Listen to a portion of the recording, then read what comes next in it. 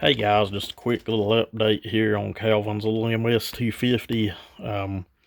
Got our new bearings and seals. I've got new cabers to go on it. I've kind of been waiting on parts to show up, to be honest with you. But everything finally showed up, and I was able to get in here this evening and get some work done on it. Got our piston cleaned up, our ring grooves cleaned out. Something neat is, I knew this anyway, but your T50s and O25s and, maybe the smaller saws in this series, I don't know. The intake side of the piston has this half moon notch in it right from the factory. I'm sure there's other saws that come that way from the factory as well, but these are the only ones that I've seen done that way.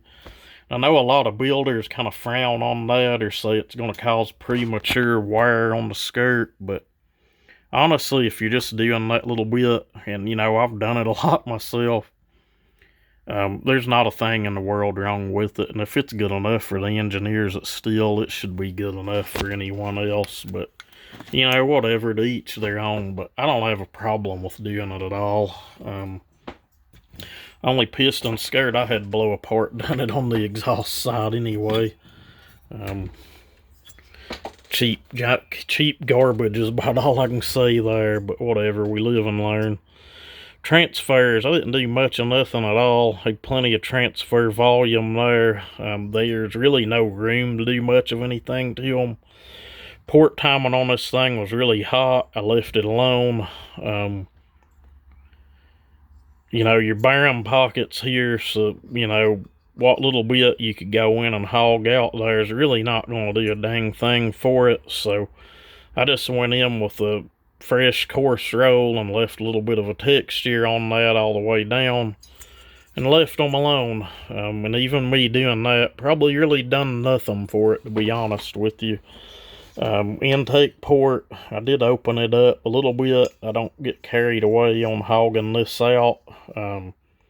Your intake boot covers 90% of that anyway. Kind of done my thing in there, left my texture.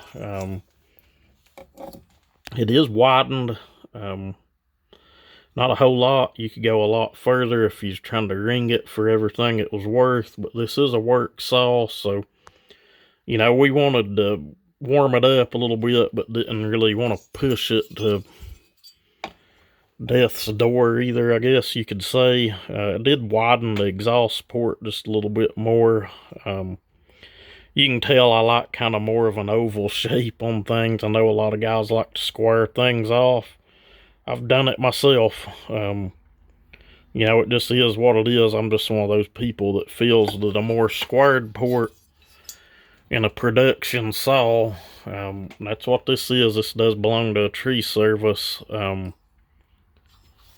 The squared port could lead to premature ring failure, and I don't go crazy with really, really wide ports on a work saw either. It's just one of those deals. It is what it is, to each their own. Every builder has their own way of doing things, I guess. But I didn't go crazy with the polish, but you can see it has a really nice polish on it. I didn't just half-ass it either, but I think you'll be happy with it. It has been muffler modded, but I'm going to take it just a little bit further, and when I put it back together, I'm going to bump the timing just a little bit. Not a lot, but, just enough to pep it up a little bit. But anyway, thank you guys for watching. Just thought I'd share, and hopefully you get to see her running sometime tonight or maybe tomorrow evening.